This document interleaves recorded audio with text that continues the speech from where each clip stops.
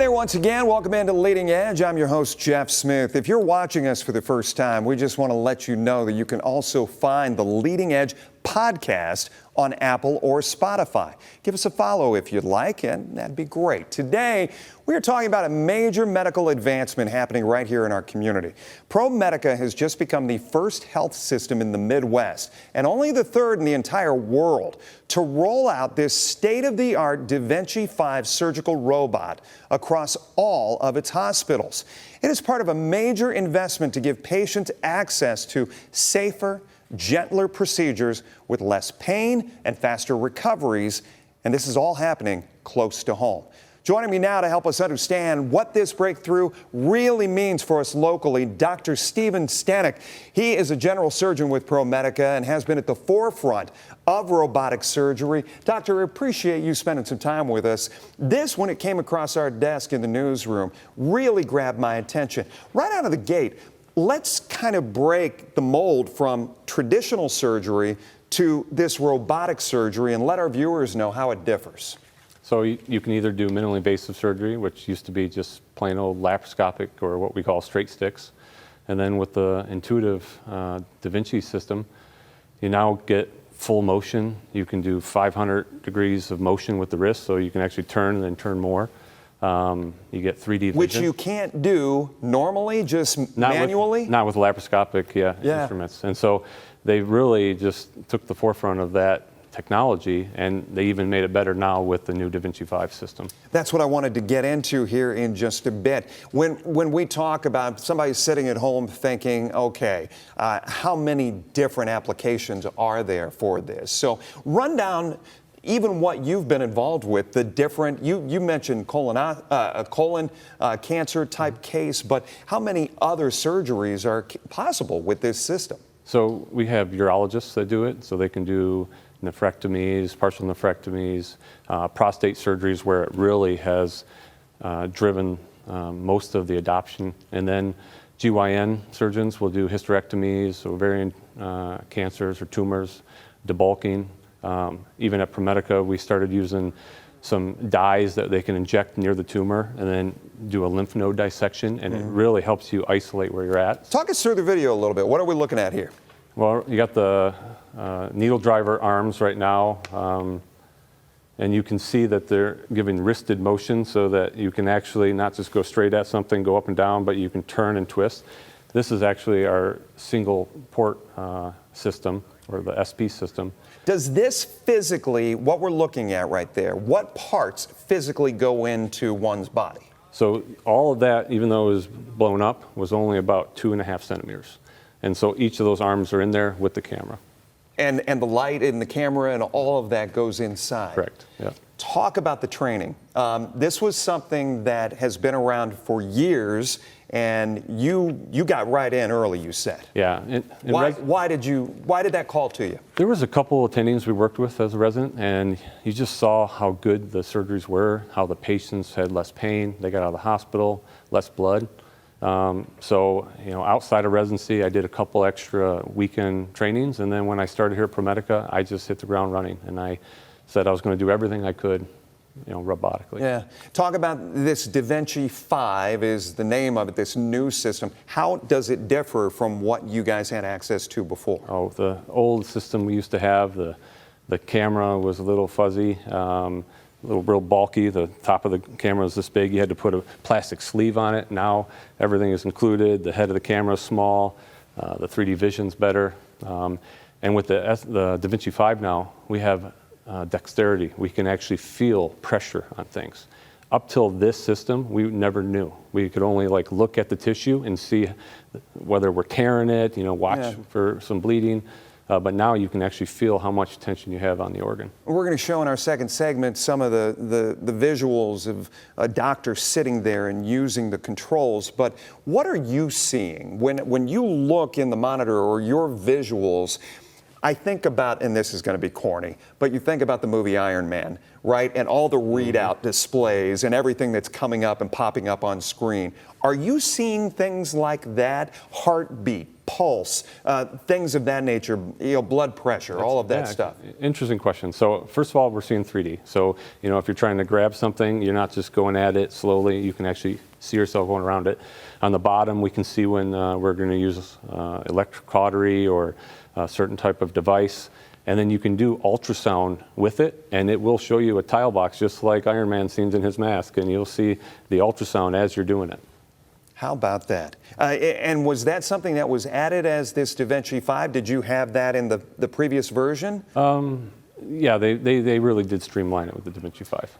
Talk a little bit about this region having something like this and why this kind of raises the bar as far as healthcare in the Toledo region. I mean, when I first started, we only had 2 in the system. Now we have 1 at almost every hospital. We have 6 at Toledo Hospital, 3 at Flower Hospital.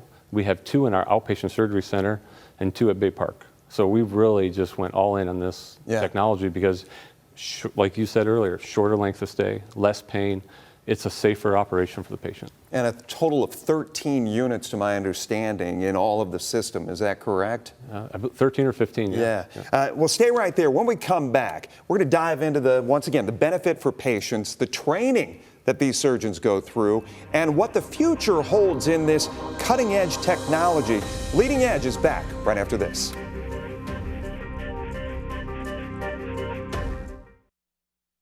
Talking robotic surgery and a real breakthrough here in Northwest Ohio. So we were talking at the break, Doc. As we came back, we said, okay, somebody's watching this. They've got a surgery coming up. They've been told, I guess let's frame it this way. When do you say a robot's good here? When do you say we'll just go old school on this one? That is part of the training we go through. It's a rigorous training. You got to decide if the patient, is healthy enough for it. If they have a really bad heart, we may decide to do something open. It's a little less stress, but for the most part, it is a better surgery, and if it can be done, we're going to do it at ProMedica. Yeah, but somebody's not to think I'm getting less of a surgery because I'm not getting the robot these days. No, sometimes an open surgery is needed, and you will get better care with an open surgery. Talk a little bit about I guess, where you guys have seen these robotic-assisted surgeries really kind of reinvent the wheel for your practice. So for my practice, I'm a general surgeon, and I specialize mostly in giant hernias. I mean, those patients would have a big open surgery from stem to sternum, as we would call it, and they'd be in the hospital for 5, 6, 7 days. Robotically now, I can do the exact same hernia. They go home from recovery. And they come back, they're using less pain meds. They're back to work sooner. They don't have infections. It's great. Colon surgery, again, length of stay going down from 9 days to 3 days. Our GYN surgeons doing an open hysterectomy, lots of complications, lots of wound infections. They don't get that robotically, and they get to go home from recovery. You touched on something, and it's been kind of a buzz phrase over the last few years, and that is the opioid addiction, pain relievers, that kind of thing. You just said this surgery promotes less pain, less recovery. Absolutely. So right there, you're win-win, right? Oh, yeah. I would say 70% of my inguinal hernias do not use narcotics. Just ibuprofen and Tylenol. Whereas if I did it open, 50, 70% of those come back for a refill. So big difference. How much training? You've got 160, I think I read, 160 plus who have been trained on this system so far in the ProMedica system, network, right?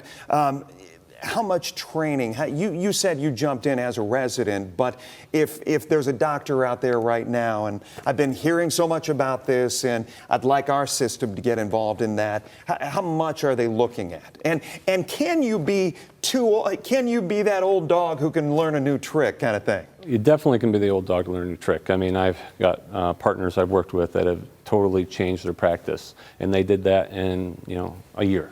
And now they go from all open to almost all robotic. So it can be done. Obviously, training during residency is great. Our residents graduate with over 200 robotic cases that they do per year. When I graduated, I only had 50. So a lot more exposure. And then Intuitive as a company itself, they can send you to do labs.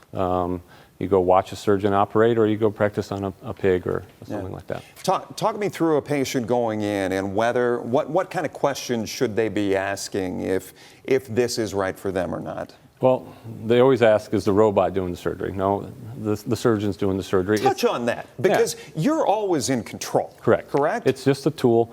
We sit at a console, we get 3D vision. Now with the Da Vinci 5, we can sit up straight and be comfortable the whole case.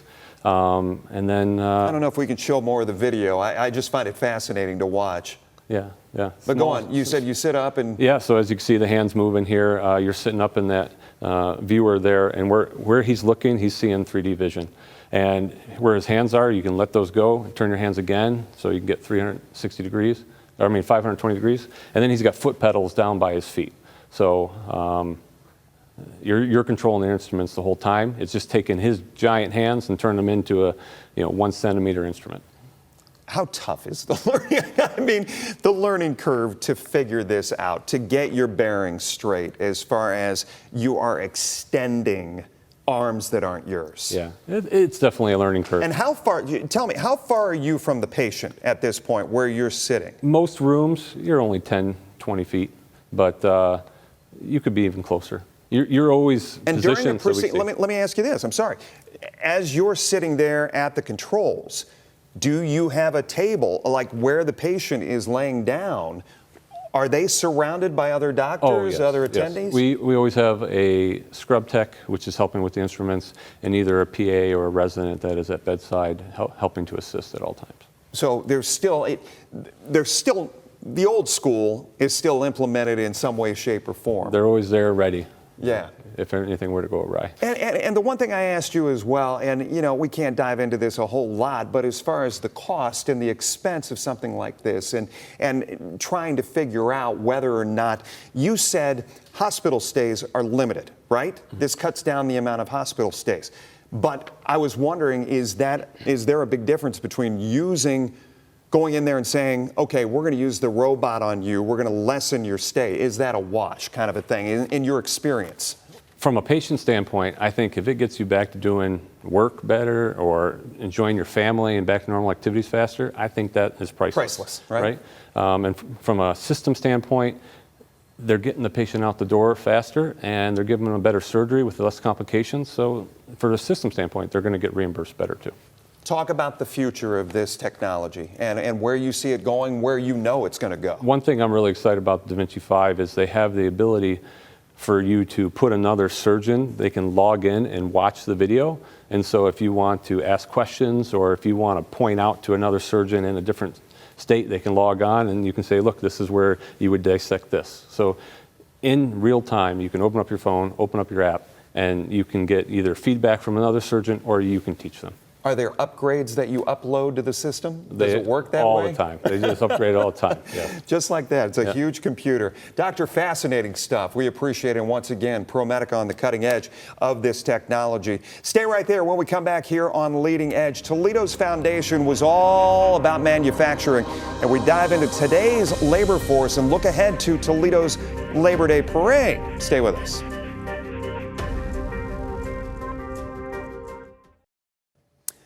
Welcome back here on Leading Edge. The rest of the country will mark Labor Day in about a week on Monday, September 1st. But selfishly, we believe no town will have it mean more than Toledo. From building up the skilled trades to attracting new manufacturing and preparing today's workforce for tomorrow's industries, we'll look right now at what it takes to keep this region moving forward. Sean Enright is on the end, Northwest Ohio Building and Construction Trades Union, and John Clemens, American Maritime Officers, joining us here to talk a little bit about not only what's coming up, but where we've been and how we got to this point. Guys, thanks for taking the time, because obviously a big day each and every year when we hit Labor Day. It's kind of one of those holidays where, John, you feel people kind of lose the essence of what it's about sometimes? Sometimes, and Toledo's a little different though, because we're built on labor, and right? We're pretty much a blue-collar town. Yeah. So I think they recognize how important labor is to the area. Sean, let's talk a little bit about, I guess, expanding this to the future, because we go out, we do stories where there are so many trade fairs, there are so many opportunities for youth to kind of experience working with their hands and understanding how important that is going forward, especially in our region. Talk about the movement, talk about the mission to try to expand the base. Yeah, so it's actually awesome in Toledo. So we have Toledo Public School has phenomenal academy for everything. Then you even go outside of Toledo, you have Penn Career Tech. Even the parochial schools are supporting this. So the breeding ground, so to speak, the training is everywhere. You know, back in the old days, you had Matt Cumber Whitney, which was a great school. Right. Dr. Durant has done a phenomenal job bringing all that back together under one roof. So it's amazing, and it's simple. It's easier when they get engaged earlier. What do you mean by that? It's simple. So think about when you were growing up, did mom or dad ever work with you with tools or not? You know, a lot of families don't have that privilege to do that. Well, now half your school day is working with tools. So it intrigues you, you know, it makes you interested. It gives you those abilities that most people don't have. How did TPS kind of hit on something as far as these magnet schools are concerned and the importance of that? Because as you pointed out, you're seeing a lot of the other schools around the region kind of tap into that and try to make sure that it's available. Why is that so important? Well, I think that gives them the foundation of what they need to open up into the trades. Yeah. And that's gives them the basic understanding, like, for instance, across the street, the Toledo Maritime Academy, you know, they give them the basics, documentation, and seamanship for them to cross over in the U.S. Merchant Marine, which I come from. Yeah. Are we at a point of strength as far as the labor movement is concerned in Northwest Ohio, or the country for that matter? Are we in a state of flux? How do you view it? And I'll let both of you answer on that. I think we're always strong, you know, and John mentioned here in Toledo, it's phenomenal, you know, but labor movement's growing. I mean, the workload's growing. You need the work for our membership to grow, right? So we're doing very, very well internationally even, you know, up in Canada and elsewhere. Our rank and file is growing pretty large. Yeah, So. but you always want for more, right? And I mean, you live around here long enough, and I mean, the industry that sometimes doesn't set up shop in our area and goes elsewhere, and the push for tech jobs and things of that nature. But how important the foundation as far as automotive is concerned, and obviously steel and things of that nature, which Northwest Ohio has held on to for so long. So, Go ahead, John. in my opinion, so which is why you're here. Just recently, Cleveland Cliffs, you know, to maybe circumvent some of the trade sanctions that are going on the federal level, has made a deal to produce or supply steel for one of the automotive industries, and that in its alone has strengthened U.S. Steel capabilities, which is very important. It's actually part of a national security issue. We have to have our utilization rate at 80% steel production of what we can make within the United States, and Cliffs securing that contract for automotive industry is huge, and that is a help for us because I represent the Great Lakes sailors. We bring in the raw materials to the steel mills that are along the Lake Erie, and down in the Chicago area. Let me ask you a question. Sitting here on the mouth of the Maumee, where we are located at Summit and Cherry, and you know, you go across the river down a little ways, kind of near Cleveland Cliffs, where you're talking. There is a bit of a shipyard down there, but are you surprised there's not more ship building or even luxury boat building that has never taken foot here in the Toledo area? Is that a lost opportunity? It is, and we used to build ships here in Toledo, but it's really reduced. It's come down drastically. If you look at us where we were at during World War II in the Liberty ships, and you know, basically, and it's my belief that we would never won World War II if it wasn't for the Merchant Marine and all the ships that went over and supplied through the Lend-Lease Act. But we can say within Trump's Executive Order 14269 and his not to be specific. Yeah, well, because it matters to me, because we want to build more ships. We want to be competitive. The Chinese are out building us in ships and crews. It's just, and we have to be competitive in that if we're going to be able to keep our own security. I mean, because do you feel there's an open ear for labor right now in D.C.? Because it seemed going into the election that there was a bit of a shift. I feel the Republican Party is more open to labor than they ever have been. So my organizations, the building trades, openly support Republicans all the time. It's a pro-business philosophy. You know, I think the local politicians play partisan politics and get in their own way sometimes over Democrat, Republican issues, to where you'll find like Senator Husted, even when he was lieutenant governor, was all about economic development. You know, so partnering with folks like that is huge. You know, but again, some of our own local elects can't get out of their own way. Yeah. Let's talk about the parade, which comes up. And I do have to mention Bruce Baumauer being the Grand Marshal. That just announced this past week. Bruce, 30 years plus at UAW Local 14, obviously a huge steward as far as the labor movement was concerned in so many different efforts. He was more than just automotive. Is that why you guys kind of said, he makes total sense to be the front and center of this? I think so, but it was Local 12 that Bruce was part of. But yeah, I came up under Bruce. He was a huge mentor to me through the politics. Even though we were different unions, he just always was calm, collective, always offered help. And I think Bruce probably personally touched almost everybody in the labor movement of leadership. And to this day, he'll pick up, if you call him, he'll answer. I can't really top that. He put it right on, hit the nail right on the head on that for sure. Talk about what you're hoping for families to come out and experience on the parade day. I'm hoping they see labor in what Toledo is, and it's a labor town, and mostly it is organized labor, but this is what built Toledo, is middle class, trades, apprenticeships, and even the U.S. shipping industry. We built Toledo. And I hope somewhere in time there's not the political divide and there's just an understanding of strength in labor and what it means to this area. And I'm more than happy to help you guys out and be master of ceremonies for the event coming up once again on Monday, Labor Day. Guys, thank you so much. Great conversation. We really appreciate it. Of course. Good to see you here on Leading Edge. We'll be back right after this. Well, we hope you enjoyed this episode of Leading Edge. If you want to reach the show with comments, ideas, suggestions, it's easy. Just send us an email. It's leadingedge, all one word, at WTOL.com. Thanks for joining us. Until next time, listen, learn, and lead.